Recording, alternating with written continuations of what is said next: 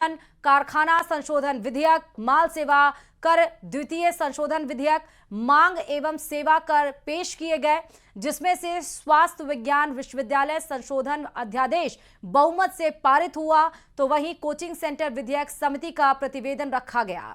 साथ ही सत्र के सदन में दिवंगत नेताओं और हाल ही की त्रासदियों में जान गंवाने वाले लोगों को श्रद्धांजलि दी गई है। विधानसभा का हंगामेदार आगाज की 4 तस्वीरें इस समय आप देख रहे हैं। आप देख सकते हैं किस तरह से वोट चोर गद्दी छोड़ के नारे लगाए गए हैं कांग्रेस की तरफ से। जैसे ही वो विधानसभा में एंट्री किया, हाथों में तख्तियां लेकर वोट चोर गद्दी छोड़ के इनकी हंगामेदार जो एंट्री रही वो एक चर्चा का विषय बन गई।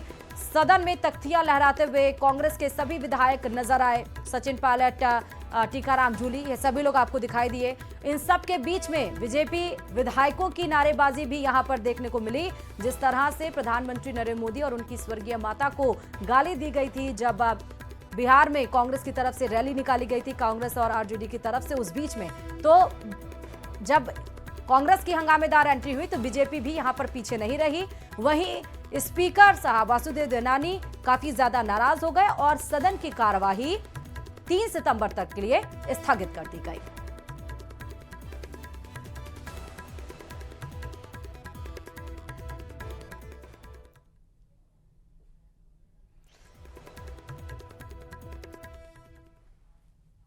तो ये आपको जयपुर से सीधे तस्वीरें दरअसल हम दिखा रहे हैं जब विधानसभा का सत्र आज शुरू हुआ था और सदन में पहले ही दिन गतिरोध और हंगामा दोनों को दिखा। लेकिन हंगामे को शांत करने के लिए विधानसभा अध्यक्ष के चैम्बर में बैठक हुई। मुख्यमंत्री भजन लाल शर्मा उस बैठक में पहुंचे, मतलब कि विधानसभा अध्यक्ष के कक्ष में पहुंचे। नेता प्रतिपक्ष टीकाराम जूली भी पहुंचे।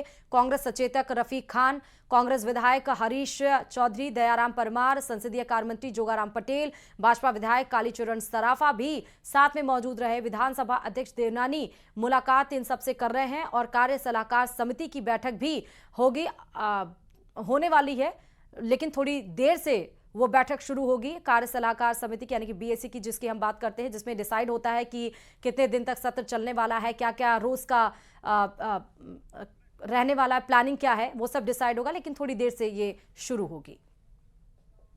दूसरे के नाम है, उनके नाम कट रहे हैं, और जो देश के नागरिक नहीं है उनके नाम कट रहे हैं। तो सारा काम विधान के अंतर्गत, संविधान के व्यवस्था के तहत चुनाव आयोग द्वारा किया जा रहा है, कोई राजनीतिक दल द्वारा नहीं किया जा रहा है। और इस बारे में चुनाव आयोग कई बार स्पष्टीकरण दे चुका, उसके बाद भी मंद बुद्धि लोगों को समझ में नहीं आता है, उसका किसी के पास कोई इलाज नहीं है। कोई संस्थाएं, मिशनरियां लोगों को लोभ लालच देकर, कईयों को डरा धमकाकर कई रूप में धर्म परिवर्तन कराने का काम किया जा रहा था। पूरे भारतवर्ष में इस प्रकार के कार्य कहीं हो रहे हैं। राजस्थान में भी इसकी मांग थी, राजस्थान में भी ये धर्मांतरण बिल आना चाहिए, कानून बनना चाहिए, और इस प्रकार की जो संस्थाएं काम कर रही है उन पर नियम कायदों के अनुरूप कार्रवाई होनी चाहिए, जिसकी एक शुरुआत हुई है। कांग्रेस हमेशा सदन की मर्यादाओं को तार तार कर रही है। कांग्रेस हमेशा लोकतंत्र पर प्रश्न उठा रही है। अभी कुछ दिनों पहले आपने जो देखा होगा, बिहार में कांग्रेस ने नीचता की पराकाष्ठा पार कर दी। उन्होंने देश के यशस्वी प्रधानमंत्री आदरणीय नरेंद्र मोदी जी की पूजनीय माता जी का नाम लेकर के जिन शब्दों का प्रयोग किया, इनको डूब के मर जाना चाहिए। जब हम अपने ही साथियों को जो हमारे बीच नहीं रहे, उनको श्रद्धांजलि दे रहे, देश के अंदर जो बड़ी घटनाएं घटी, ट्रेजेडी हुई या देश के ऊपर हमले हुए, उनके ऊपर जब संवेदना व्यक्त करी जा रही थी तो विपक्ष इतनी मर्यादा भी नहीं रख रहा था कि वो हमारे बीच जो नहीं रहे उन्हें श्रद्धांजलि दे सके। और इधर राजस्थान विधानसभा सत्र के पहले दिन कांग्रेस की विधायकों की एंट्री चर्चा का विषय बन गई है। कांग्रेस के विधायक एक साथ पैदल ही हंगामा करते हुए वोट चोरी के मुद्दे को लेकर नारेबाजी करते हुए विधानसभा पहुंचे और इसके बाद टीकाराम जूली ने सदन में माइक बंद करने का सरकार पर गंभीर आरोप भी लगाया।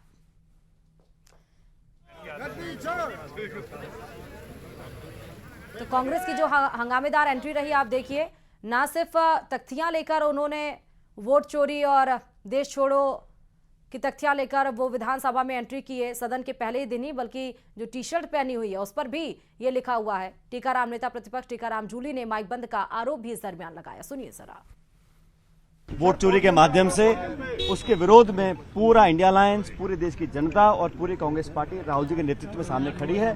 उसको बर्दाश्त नहीं करेंगे और वोट चोरी कर जो ये लोग सत्ता में आने की कोशिश बार बार करते हैं, उसके विरोध में समूचा देश आज सामने आ गया है।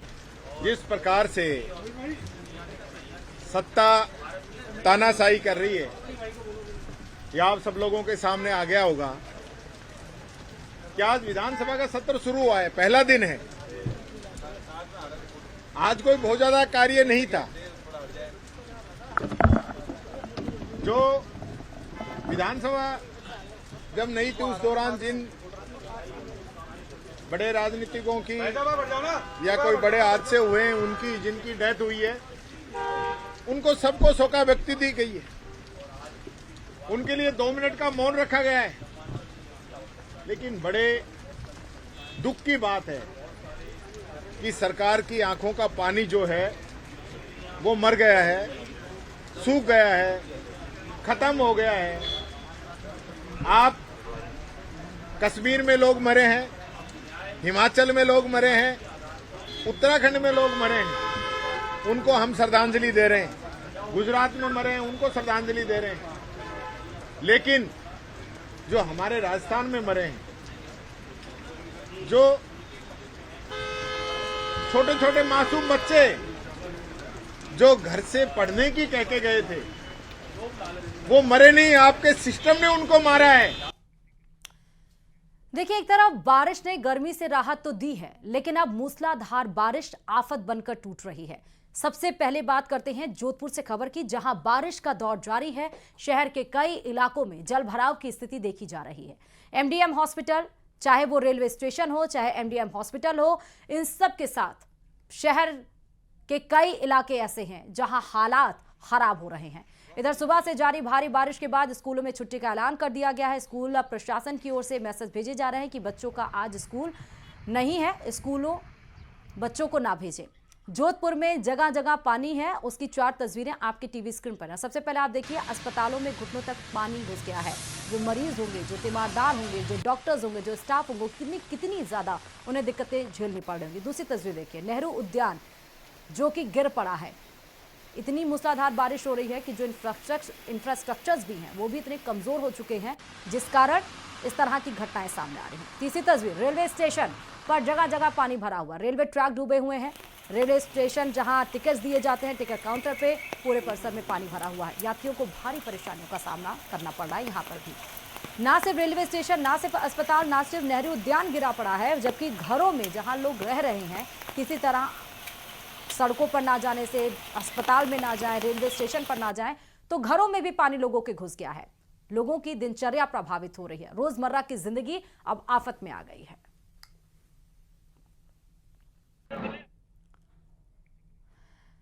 और ऐसा ही कुछ हाल अजमेर का भी है। अजमेर में भी बारिश से यही हाल है। सड़कों पर पानी भरा हुआ है, जनजीवन अस्त व्यस्त है, लोग परेशान हैं। अलग अलग मुख्य मार्गों के साथ ही मेडिकल कॉलेज परिसर में पानी भरने से काफी समस्याएं देखने को मिल रही हैं। संभाग के सबसे बड़े अस्पताल और मेडिकल कॉलेज जाने की व्यवस्थाएं प्रभावित हो रही हैं। बाहर पानी भरा है तो अंदर परिसर में भी करीब 1 फीट तक का पानी की स्थिति वहां पर बनी हुई है। इसी मार्ग से यूरोलॉजी और कार्डियोलॉजी विभाग के लिए मरीज और परिजनों को जाना पड़ता है। ये वही मार्ग है जहां पर पानी भरा हुआ है। करीब 1 से 2 फीट तक पानी भरा होने के चलते समस्याएं मरीजों की बढ़ गई हैं। आप देखिए कि किस तरह से लोग जा रहे हैं। घुटनों तक पानी बना हुआ है। जल प्रहार से जिंदगी यहां पर लाचार नजर आ रही है। ये अजमेर की तस्वीरें आप देख रहे हैं। इसके पहले आप जोधपुर की तस्वीरें देख रहे थे।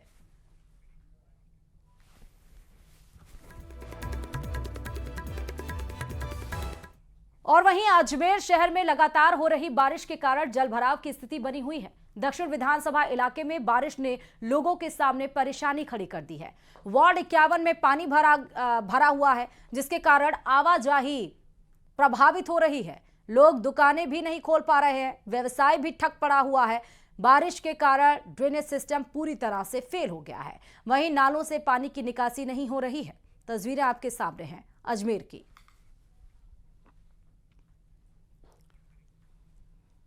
सर ये नियोजित रोड है, डोलाबाटा से पहले पड़ता है मेक रोड, पावर हाउस है, पावर हाउस के सामने हमारी दुकान है। वहाँ जब से सुबह से बारिश से पानी का भराव इतना ज्यादा भराव है पानी का, पूछो मत। अब हम दुकान के लिए खोलने के लिए बैठे हैं, वो तो चाय वाले भैया खड़े थे, मैं हूँ, कोई दुकान पानी से बहुत परेशान है भैया। यहाँ पे पानी का भराव बहुत ज्यादा भराव है, घुटनों तक पानी है यहाँ पे। और चलिए अब बात अलवर की करते हैं। अलवर के थाना गाजी में बारिश से जयपुर रोड पर कई घरों दुकानों में 2 फीट तक पानी भर गया है। घरेलू सामान समेत चारा पानी में भीग गया है और ये सब नाला अवरुद्ध होने के कारण हुआ है। दुकानों के अंदर पानी भर गया है। ट्रैक्टर कंप्रेसर लगाकर बेसमेंट के पानी को निकाला गया है। दुकान में पानी घुसने से करीब 15 से 20 लाख रुपए का सामान खराब हो गया है। नगर पालिका से नालों की सफाई को लेकर बार बार शिकायत करने के बावजूद कोई कार्रवाई यहां पर नहीं हुई है। ये लोगों ने आरोप लगाया है कि अगर पानी की निकासी या शिकायत करने के बावजूद यहां पर कार्रवाई की गई होती, नालों की सफाई कराई गई होती, तो शायद ये नहीं देखना पड़ता और 10 से 20 लाख का जो नुकसान हुआ है वो नुकसान नहीं झेलना पड़ता।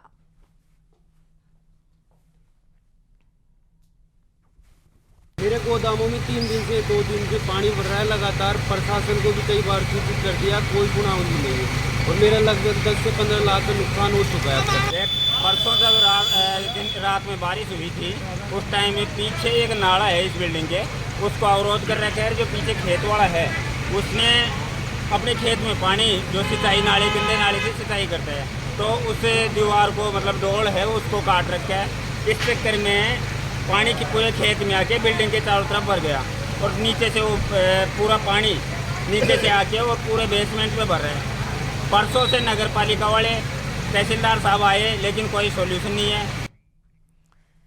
इधर दौसा के रामगढ़ पचवारा से बड़ी खबर आपको बताते चले, जहां नदी पर बने रानोली बांध की पाल टूट गई है। ग्रामीणों ने कच्ची पाल गिराकर पानी को रोका है, यानी कि किसी तरह से कच्ची पाल लगाकर उस पानी को रोका गया है। जहां बांध की पाल टूटी है, रानोली के पास अब तेजी से पानी बह रहा है। मौके पर रामगढ़ पचवारा थाना पुलिस मौजूद है। सड़क के नीचे पुलिया से तेजी से यहां पर पानी निकल रहा है और जिसकी तस्वीरें आप देख रहे हैं। दौसा के रामगढ़ पचवारा की तस्वीरें देख रहे हैं। नदी पर बने जो रानोली बांध है उसकी पाल टूट गई है और कच्ची पाल लगाकर पानी को रोका गया है, लेकिन फिर भी पानी रुक नहीं रहा है। पुलिस वहां पर मौजूद है।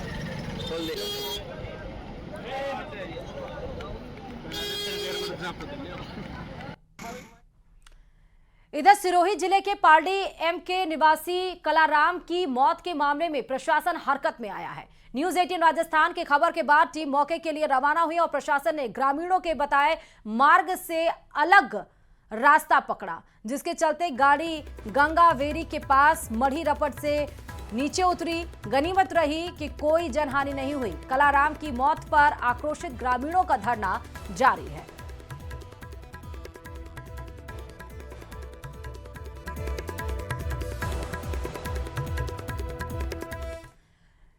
इसी तरह कुछ हाल चूरू का भी है। चूरू के सुजानगढ़ में जलभराव के चलते कलेक्टर अभिषेक सुराड़ा खुद ग्राउंड जीरो पर उतर आए। ठरड़ा रोड पर कलेक्टर खुद पानी निकासी करवाते नजर आए। कलेक्टर ने अधिकारियों को 24 घंटे मुस्तैद रहने के निर्देश दिए हैं।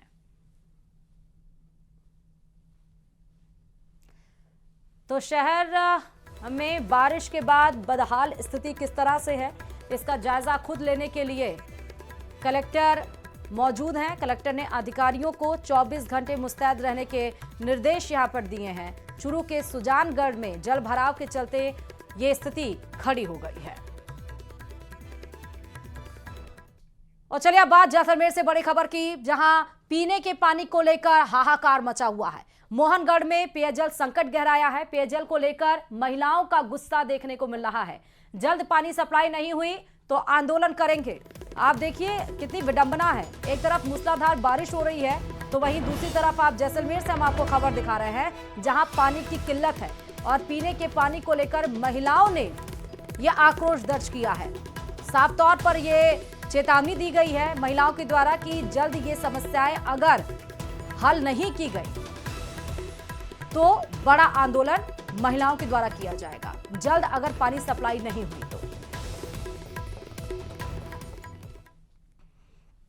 ये लोग पानी छोड़ते नहीं हैं, पानी छोड़ेंगे भी तो आधे घंटा कोई फोर्स नहीं, कुछ नहीं, बिना मोटर का तो पानी नहीं आता। मोटर लगाओ तो भी पानी है, जितने मोटर लगाओ तब तक तो पानी चला जाता है इनका। पानी की मूल समस्या पानी की है, वो पानी आप छोड़ते ही नहीं है, आ ही नहीं रहा है पानी। उसके लिए आए तो जवाब भी सही से नहीं मिल रहा है इन लोग की तरफ से। 2 महीने लगेगा, 4 महीने लगेगा, इसका कोई मतलब। 4 महीने तक आदमी प्यासा रहेगा क्या? 5 महीने लगे। अधिकारी भी अभी भी कोई संतुष्टिजनक जवाब नहीं दिया है। हमारा शट डाउन होगा, कब होगा तो कब होगा नहीं पता। जवाब देखो उनका, कब होगा नहीं पता, कब होगा इतना तो पता होना चाहिए। अधिकारी हो आप, कभी आके देखते भी हो मोहनगढ़ में कि जैसलमेर में बैठे रहते हो।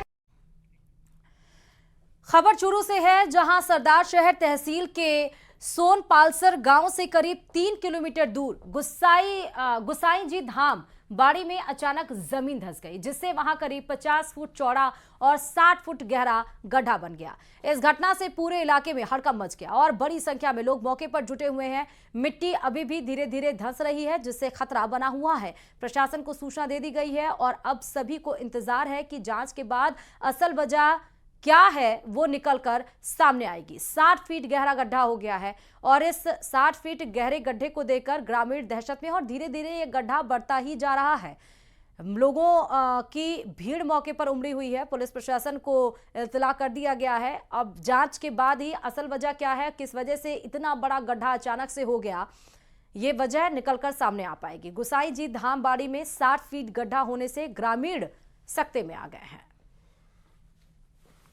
आज सुबह 7 बजे सोनपालसर गांव से 3 किलोमीटर दूर गुसाई जी धाम बनी के अंदर एक गहरा गड्ढा है, वो ऑटोमेटिक हो गया है। लगभग 50 फुट गहरा हो गया है। अभी भी निरंतर मिट्टी है वो दसकती जा रही है। हमने सभी प्रशासन को सूचना कर दी है। पुलिस प्रशासन को, एसडीएम महोदय को, सरपंच महोदय को संपूर्ण हमने प्रशासन को सूचना कर दी है और ग्रामवासियों से निवेदन कर रहे हैं कि वो दूरी बनाए रखें।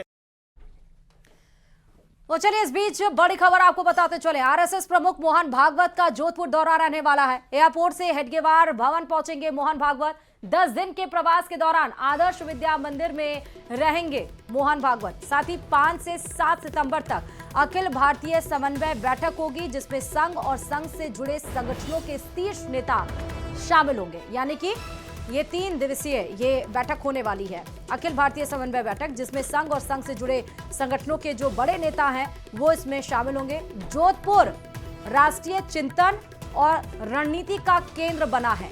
9 दिनों तक महत्वपूर्ण विचार मंथन का दौर यहां पर चलेगा। तो आरएसएस प्रमुख मोहन भागवत का जोधपुर दौरा बहुत ही महत्वपूर्ण बताया जा रहा है। एयरपोर्ट से हेडगेवार भवन पहुंचे हैं मोहन भागवत। हम आपको तस्वीर भी दिखा रहे हैं जब एयरपोर्ट से निकले और वो हेडगेवार भवन पहुंचे। 10 दिन के प्रवास के दौरान आदर्श विद्या मंदिर में रहेंगे और 5 से 7 सितंबर तक जो अखिल भारतीय समन्वय बैठक होगी उसमें संघ और संघ से जुड़े जो शीर्ष नेता हैं वो संगठन में शामिल होंगे।